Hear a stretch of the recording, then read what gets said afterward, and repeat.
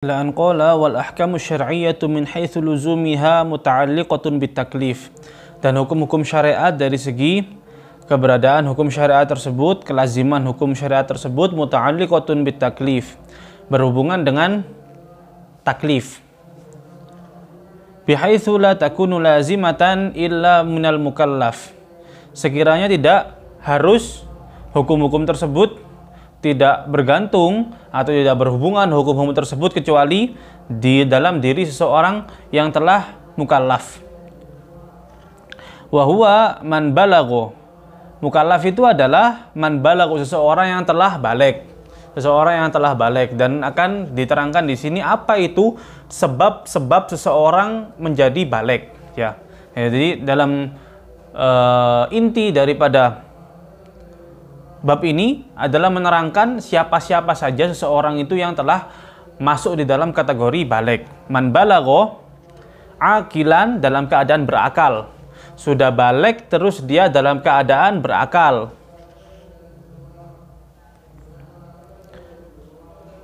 Kalau orang gila, maka dia tidak mukallaf. Orang gila tidak dituntut dengan hukum-hukum syariat. Orang gila kemudian dia itu merusakkan sesuatu, maka yang harus menggantinya bukan dia. Karena apa? Karena dia bebas hukum. Siapa yang menggantinya? Ya walinya yang wajib untuk mengurusi dia, ya itu yang wajib untuk mengganti kerusakan. Orang gila tidak wajib dia itu untuk melaksanakan sholat. Karena apa? Tidak berakal, bukan termasuk orang mukallaf, ya. Ma'akauni salim al-hawas, bersama keberadaannya salim al-hawas, selamat indranya, sehat indranya, terutama indra penglihatan dan indra pendengaran. Karena apa? Dengan keduanya itu seseorang dapat untuk dikenalkan kepada hukum syariat. Selama dia itu misalnya tidak berfungsi keduanya, penglihatannya tidak berfungsi, pendengarannya tidak berfungsi, maka bagaimana akan mengenalkan dia kepada hukum syariat? Bagaimana akan mengajari dia? Jadi makna tersirat dari salim al-hawas ini adalah dia dapat untuk diajari, entah itu dengan penglihatan atau dengan pendengaran, atau bisa dengan sentuhan, tapi wallahu a'lam bagaimana caranya. Balaghut dakwah, dan kemudian orang mukallaf itu harus sampai kepadanya ajaran Islam, sampai kepadanya ajaran syariat. Kalau misalnya dia itu tinggal di pelosok sana, sampai tidak bisa terjamah oleh orang lain yang telah mengenal syariat, tapi di sana sudah ada sekelompok orang, tapi daerahnya tidak bisa untuk dikunjungi oleh orang lain, maka dia tidak termasuk di dalam kategori mukallaf. Karena apa? Lam tablughum ad-da'wah, belum sampai kepada mereka ad-da'wah, ajakan kepada ajaran Islam, ya. Katanya sih di Semeru itu, di lereng-lerengnya kan, kalau Semeru itu lewat sini bisa, terus lewat Lumajang juga bisa. Katanya ada jalan-jalan, maksudnya jalur terlarang, tidak boleh naik ke Semeru lewat jalur-jalur tersebut, tapi di situ ada orang, di situ ada orangnya. Terus mereka, bila mereka tidak mengenal ajaran Islam, ya dimaklumi sama syariat. Karena apa? Karena sangat sulit untuk terjamah oleh manusia. Said Zain Ba'abud itu beliau muda sudah mulai berdakwah ke daerah-daerah terpencil yang tidak bisa dicapai di sana, tidak bisa sampai di sana kecuali dengan trail, misalnya dengan sepeda motor trail itu. Jadi banyak masihan di daerah Malang sendiri sini, masih banyak daerah-daerah yang belum terjamah oleh dakwah, dan mungkin insya Allah kita punya niatan lah untuk bisa berdakwah kepada mereka. Meskipun ya yang penting niatnya, jangan pelit-pelit dengan niat. Ada guyonan seperti ini. Kadang-kadang kita itu dengan niat saja pelit. Kadang-kadang kita itu dengan niat saja pelit. Coba sekarang misalnya kita membayangkan, misalnya kita mempunyai uang 1 miliar. Kita mempunyai uang 1 miliar. Maka berapa yang akan kita sedekahkan? Dalam bayangan kita, berapa yang akan kita sedekahkan? Apakah berapa? 100.000, 500.000, 1 juta atau separuh dari 1 miliar itu 500 juta atau berapa? Berapa? Kalau saya ya, saya berniat untuk saya sedekahkan semua. Karena apa? Wong cuma berhayal. Belum ada loh, cuma berhayal. Terkadang dengan hayalan itu pun kita masih pelit di dalam hayalan itu. Ya. Walahu alamat. Dan balik itu mempunyai beberapa ciri. Qala anhan nazim, penazam beliau menerangkan tentangnya, fal haqqu ayyu'lama, maka berhak untuk diketahui. Apanya yang diketahui? Al-wusulu ila hadid taklif. Sampainya seseorang kepada batasan dia menjadi mukallaf. Bita'rifi, dengan memperkenalkan, bita'rifi tilkal alamat, dengan memperkenalkan ciri-ciri tersebut. Al-musila ila hadid taklif, yang menyampaikan dia kepada batasan menjadi mukallaf. Wal alamatu fil lughah, dan alamah secara bahasa ad-dalalah, sesuatu yang menunjukkan. Wastilahan ma yalzamu min wujudihil wujud wa la yalzamu min adamihil adam. Sesuatu yang mengharuskan dari adanya suatu hukum, dan dari ketidakadaannya tidak tentu hukum itu tidak ada. Jadi kalau sesuatu itu ada, maka hukum pasti ada. Kalau sesuatu itu tidak ada, maka belum tentu hukum itu tidak ada. Ya. Di sini dicontohkan kal haidi, seperti haid fil untha, di dalam diri seorang perempuan. Yalzamu min wujudihi wujudul bulugh. Mengharuskan dari adanya haid tersebut adanya hukum balik. Kalau seorang wanita haid, maka dia pasti balik. Wala yalzamu min adamihi adamul bulugh, dan tidak mesti kalau belum haid maka dia tidak balik. Belum mesti kalau dia belum haid maka tidak balik.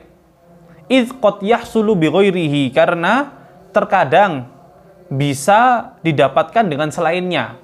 Baliknya itu bisa didapatkan, bisa terjadi dengan selainnya. Kal ihtilam, seperti mimpi basah. Seorang perempuan belum haid, belum 15 tahun dan dia itu belum haid, maka belum tentu dia ini belum mukallaf, belum tentu dia ini belum balik. Karena apa? Ya mungkin saja dia sudah mimpi basah, ya, seperti itu.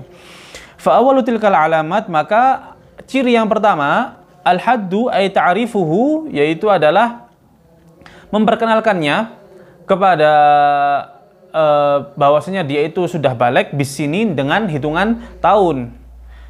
Bulughu khamsa asyroh, sampainya dia kepada umur 15 tahun. Kalau seorang sudah sampai kepada umur 15 tahun, maka dia sudah balik, pasti sudah balik. Ba'da tamamin fisali jami'i badanihi, setelah terpisahnya seluruh badannya dari rahim ibunya.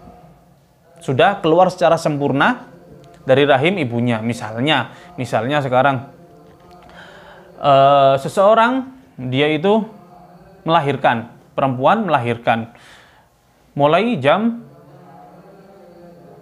12:30 siang, mulai jam 12:30 siang sudah proses keluar, 12:30 siang itu sudah keluar sedikit anaknya. Apakah di sini anak tersebut sudah dihitung mulai hitungan umurnya? Belum dihitung umurnya. Nanti kalau sudah terpisah dari rahim ibunya secara sempurna, maka dia baru dihitung umurnya.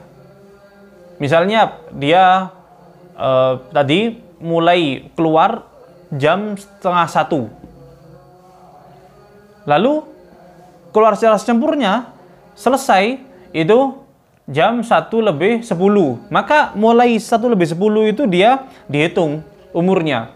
Kalau hari tersebut adalah misalnya tanggal 2 Safar, kan pakai, nanti kita diterangkan di sini pakai hitungan Hijriyah, bukan pakai hitungan Masehi. Tanggal 2 Safar jam 1:10. Maka nanti baliknya adalah 15 tahun lagi tanggal 2 Safar jam 1:10. Kok misalnya jam 1 dia belum masuk dalam kategori balik. Jam 1 dia belum masuk dalam kategori balik. Jam 1 9 menit belum masuk dalam kategori balik. Kalau nanti jam 1 lebih 10 menit dia sudah balik sekarang. Apa faedahnya mengetahui rinci seperti itu? Ya kalau dia jam 1 lebih 10 menit balik, maka dia sekarang sudah wajib untuk sholat. Dia sudah wajib untuk sholat.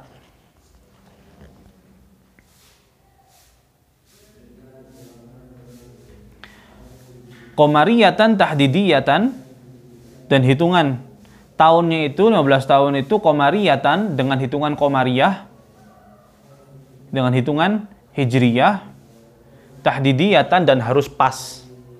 Harus pas seperti yang saya contohkan tadi. Kalau tanggal 2 Safar jam 1 lebih 10 ya harus segitu. Harus pas gitu. Qala al-Imam As-Subki, berkata al-Imam As-Subki, wal hikmatu fi ta'liq taklif bi 15 sanah, dan hikmah dari 15 tahun dianggap mukallaf itu, hitungan 15 tahun dianggap mukallaf itu kenapa? Kok harus 15 tahun? Anna indaha bulughun nikah. Karena pada umur 15 tahun itu seseorang sudah sampai kepada umur-umur nikah. Sudah sampai kepada umur-umur nikah. Istilahnya sudah puber ya. Istilahnya sudah puber. Wahayajanu syahwah. Dan sudah meluap-luap syahwatnya, yaitu tadi puber. Sudah meluap syahwatnya, wattawakon, dan keinginan. Telah meluap keinginannya. Watattasi'u ma'aha syahwat, dan semakin luas syahwatnya. Fil akli wat tabassut, di dalam urusan makan dan urusan berluas-luasan di dalam syahwat. Wa dawa'i dzalika, dan tuntutan untuk itu, dan sesuatu yang mengajak kepada hal tersebut. Sudah bisa berusaha untuk dia itu punya strategi untuk melampiaskan syahwatnya umur 16 tahun. Wa yad'uhu ila irtikabi ma la yanbaghi, dan itu menuntunnya, mengarahkannya kepada melakukan sesuatu yang tidak sepantasnya. Melakukan sesuatu yang tidak sepantasnya. Orang kalau dia itu sudah meluap syahwat perutnya, bisa saja dia itu melakukan apa yang tidak semestinya, mencuri misalnya. Kalau sudah meluap syahwat farjinya, maka dia bisa saja untuk berzina misalnya. Ya, umur 15 tahun. Karena keadaannya sudah seperti itu, sudah mulai meluap syahwatnya, wala yahjuzuhu an dzalika wa yaruddu nafsa an jimahiha illa rabitatut taqwa, dan tidak menghalanginya dari melampaui batas seperti itu, wa yaruddu nafsa an jimahiha, dan menolak nafsu dari kebuasannya, illa rabitatut taqwa, kecuali ikatan ketakwaan kepada Allah Ta'ala. Takwa bisa diartikan takut di sini. Takut kepada, kalau nggak bisa takut kepada Allah, ya takut kepada hukum. Takut kepada hukum. Mencuri, kalau mencurinya sesuai nisab, nanti hukumannya dipotong tangannya. Berzina, kalau dia itu ghairu muhson, bukan muhson, maka dicambuk 100 kali, kemudian diasingkan. Kalau dia itu muhson, maka dirajam sampai mati. Kan takut orang kalau ada hukum seperti itu. Ada tekanan. Ketika dia itu sudah mulai meluap-luap, maka ditekan lagi. Supaya apa? Supaya stabil. Gitu maksudnya. Dengan adanya hukum-hukum syariat. Sudah dia terikat, terbebani dengan hukum syariat ketika dia sudah umur 15 tahun. Sampai kepada umuran mukallaf. Wa tasydidul mawathiq, dan mempererat, memperketat kembali hukum-hukum atasnya. Wal wa'id, dan ancaman.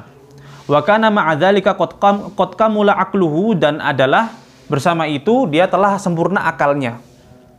Washtadda azruhu wa quwwatuhu, dan sudah sempurna kekuatannya. Faqtadat al-hikmatul ilahiyyah tawajjuhat taklif ilaihi, maka kebijakan Tuhan, kebijakan Allah Ta'ala menuntut terarahnya penekanan kepadanya.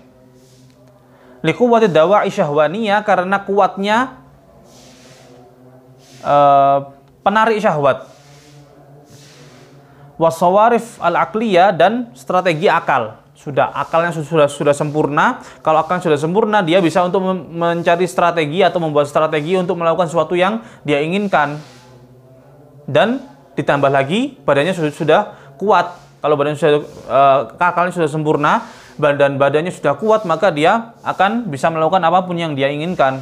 Maka sebelum dia itu melampaui batas, maka ditekan dengan hukum syariat. Itu hikmahnya.